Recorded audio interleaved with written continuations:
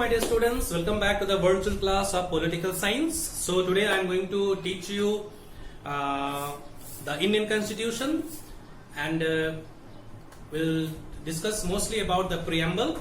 So this is included in group B of part 2 of our political science. Political science is divided into parts, part 1 and part 2. Part 1 short questions, and in part 2 A and B. Okay, so in part 2 group B you will be given 3 questions and you have to do only 2 questions. Okay, so from here we will be discussing about the first chapter from group B, that is the Indian Constitution, and we'll discuss about the preamble. Okay, the preamble. So what is mean by preamble, or what is preamble? So you all have studied in your lower classes. The preamble is the introductory part of our constitution. So preamble is the introductory part of our constitution, and it highlights the most important feature of our constitution. So as you know that our constitution was enforced on 26 January 1950, and from that time onward India became a republican country. India became independent in the year 1947, 15th August 1947, India was independent. But our constitution was not there, so the Constituent Assembly was set up, and the drafting committee was given the responsibility to draft the constitution, and the drafting committee was headed by Dr. B.R. Ambedkar. The first president of the Constituent Assembly was Dr. Rajendra Prasad, and drafting committee was given the responsibility or the task to frame the constitution of India.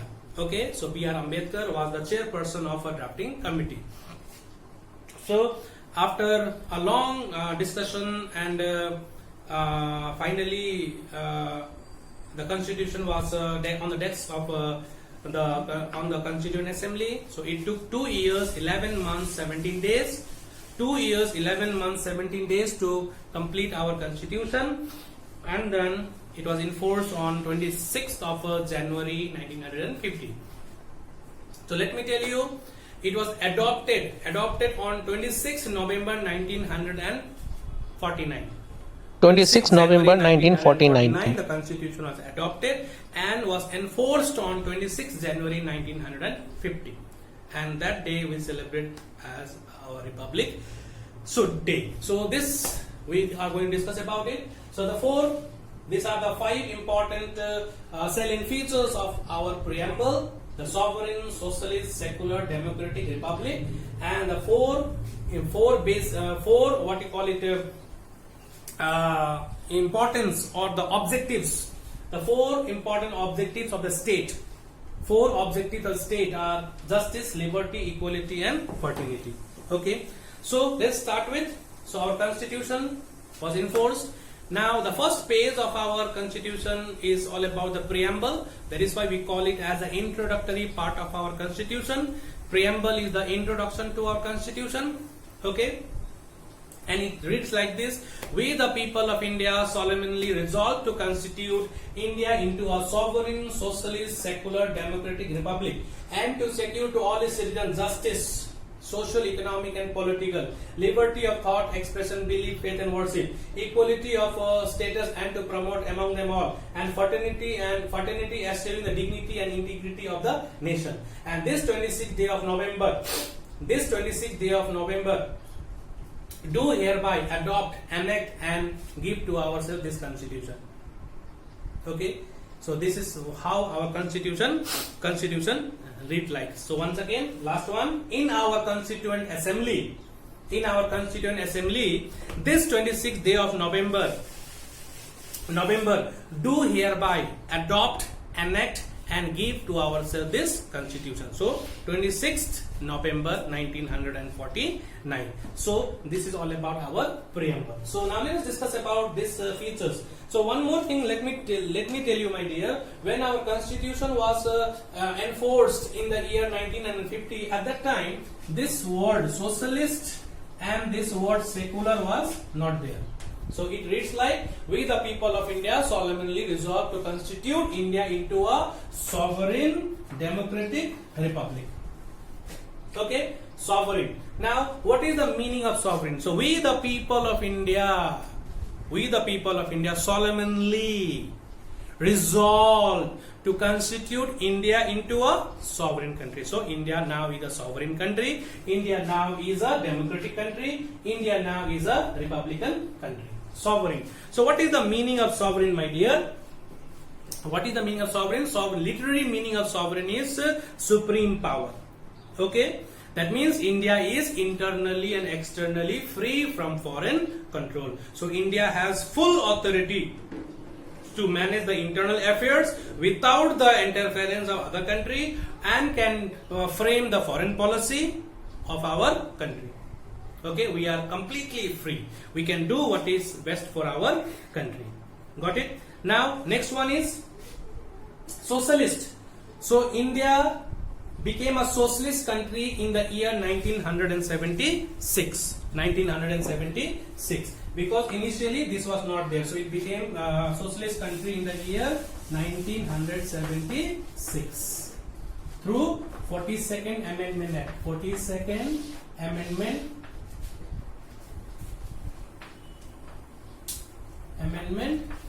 Act.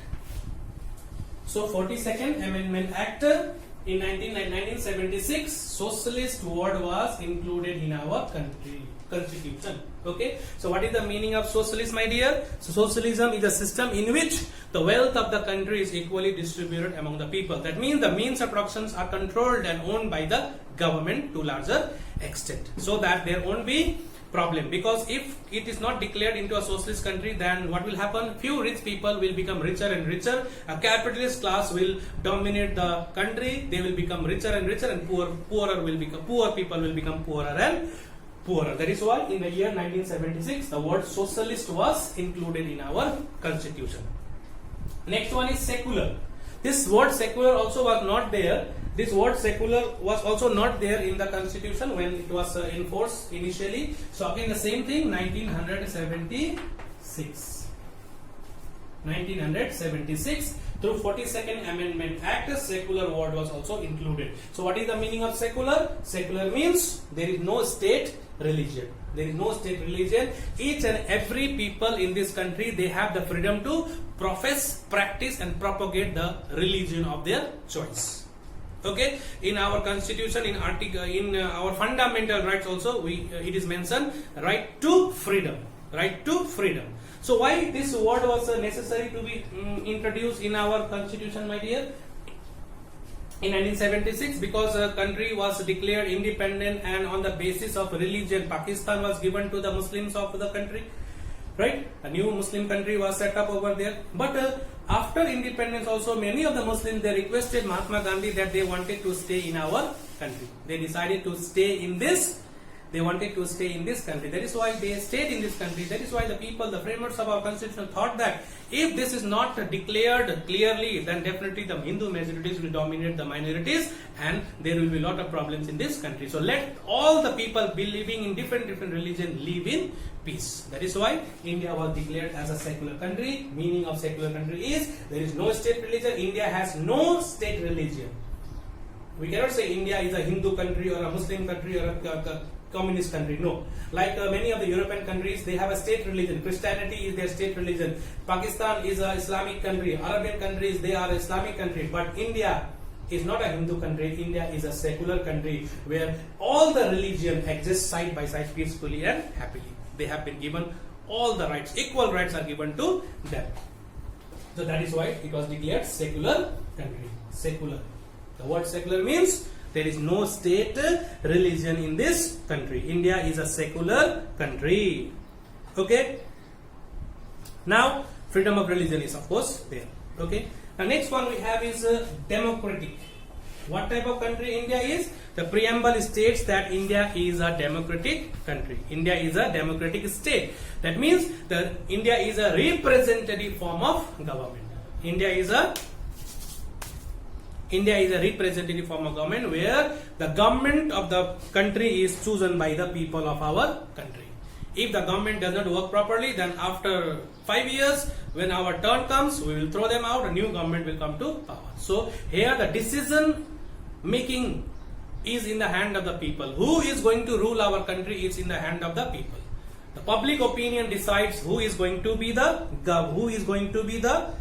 maker of the government. So India is a democratic country where the representative form of government is there. The people elect the representatives through universal adult franchise. If they don't work properly, they will be thrown out. Okay, so it doesn't mean that the government can become autocratic. No way. There is no chance of government becoming autocratic. So if they go against the country, or if they go against the wishes of the people, if they go against the constitution, then they will be thrown out of the government. New government will be elected by the people. That also people will decide. Okay, so representative form of government. Okay, now next one we have is republic. So people get confused with the democratic and republic. So what is the difference? You can let me tell you. Republican system is a system in which the head of the country, that is the president of the country, like our country, who is the head? The president is the head of our country, who is elected by the people, and he or she does not possess any hereditary right.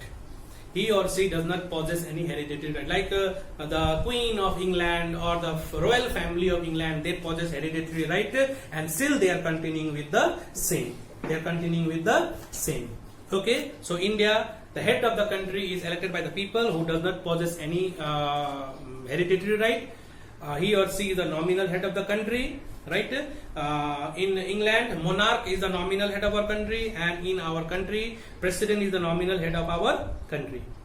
Okay, that is why India is a republican country. India is a republic. That is why in the year 1950, Republic Day was celebrated. That means for the first time we became completely free, and we got our own constitution, and the head of the country was chosen by the people of the country, and will not possess any hereditary right. Hereditary means after father son, after son grandson. So that system is not there. Suppose, for example, the president is there, and his son wants to become the president. So after the death of the president, the son cannot become the president. If he wishes to do so, if he wants to become the president, then he has to get contested in a similar manner like other presidents are. Other people are elected. So everything in a democratic way. Everything is clean and partial. Clean and transparent. Okay, clean and transparent. So who is going to be the prime minister? We will decide. Who is going to be the president? We will decide. Though we decide indirectly, but everything is decided by the people. That is why, what is the source of our constitution? We the people of India. Like we the people of India. Who framed the constitution? We the people of India. Who were the members in the Constituent Assembly? We the people of India. Okay. What is the source of our constitution? We the people of India. Okay. So it testifies that the ultimate source of all authority is in the hand of the people. Ultimate source of all power or authority is in the hand of the people. That is why we say, we the people of India solemnly resolve to constitute India into a sovereign, socialist, secular, democratic republic, and to secure to all its citizens justice, social, economic and political, liberty of thought, expression, belief, faith and worship, equality of status, and to promote among them all fraternity, assuring the dignity and integrity of the nation. Okay, in our Constituent Assembly, this 26th day of November 1949, do hereby adopt, enact and give to ourselves this constitution. See, I have learned it. Do you know how? Because when I was in college, I learned it, and till today I remember it, and now it is easy for me to teach you also. So if you learn the preamble properly, my dear, so there is no problem in understanding the chapter which deals with preamble. Okay, so it is all about republic. Now let us discuss about the four. Okay, let us discuss now. Just a minute. Let us now discuss about the four objectives of the state. What is the objectives of the state? What the state has to do? Justice. What type of justice? Social justice, economic justice, political justice, and economic justice. So that each and every people living in society, they must be given equal status in the society without any discrimination on the basis of caste, creed, and religion. Okay, no people in the society should be discriminated. Okay, they must be given social justice, they must be given economic justice, they must be given opportunities so that they may earn their livelihood and they can lead their life. Okay, political justice, each and every people, they have been given the right to vote, so they can take part in the election, they can cast their vote, they can contest the election, right? Who all are these people running the government? They are the common people like us, my dear. They served the party and the party had promoted them. They got the ticket and after getting elected, they are now in the government. So if you are also interested, you have to do it. Process is long, but you can also become like our Prime Minister Narendra Modi. He came from a very middle class family, very poor family. But now see, due to his hard work and dedication, now he is the Prime Minister of our country. He is a guardian of our country. Whenever there is any problem, we look upon him to show us the path. Right? So anything is possible, my dear, in democracy. Even a poor people can become a Prime Minister. Even a common man like some of the people, they can reach to higher posts due to their hard work and dedication. And that is possible in democracy, my dear. Okay? Even to choose a singer, we vote. Even to choose a dancer, we vote. Even to choose a main actor and actresses, we vote. Everything is decided by a vote. And voting is very, very important in democracy and in election.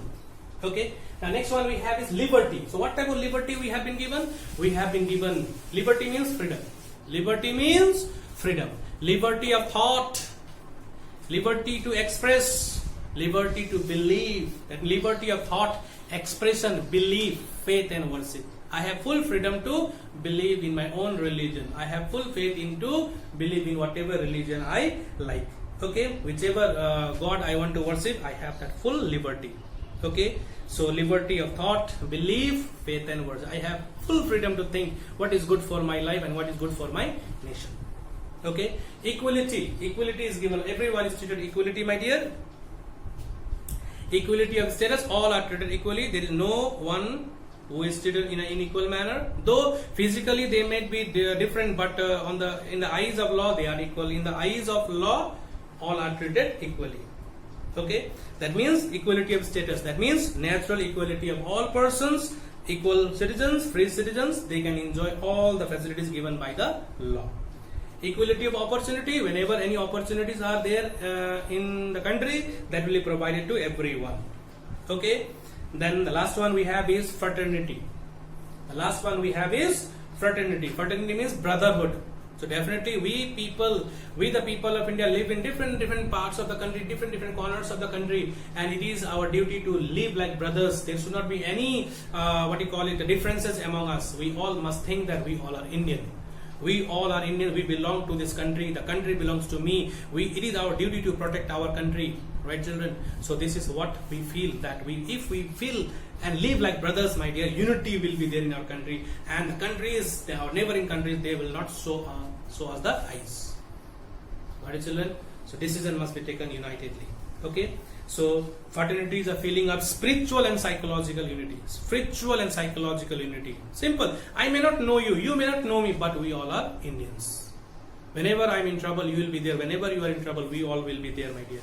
Okay, so it is designed to secure dignity of the individual and unity and integrity of the nation. This way our country is united and integrated. Okay, so human dignity was held to be supreme value in our national liberation movement. So our country became free not due to the effort of few people. It was the freedom gained by all the people of India. Each and every people in all possible ways, they joined the national movement and they took part in the national movement, and finally they became successful, my dear. Many gave their life for our country. We should not forget them. We must remember them. We must cherish their noble ideals, my dear. That only we can understand the value of our independence and the value and that way we can value and respect our constitution. So our constitution is a thick book, my dear. It is the longest book, longest written constitution, right? So many of you may not have seen the constitution. Doesn't matter. You can just Google it. You can see what are the articles are there. So altogether 395 articles were there initially. But right, okay. Initially, how many articles were there in the constitution? Okay, just I'm writing it over here. Okay, initially 395 articles were there. Okay, and 8 schedules were there. Okay, let me write it more clearly. Okay.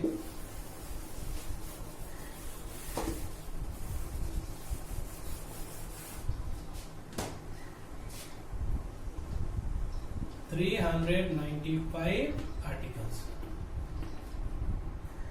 and 8 schedule.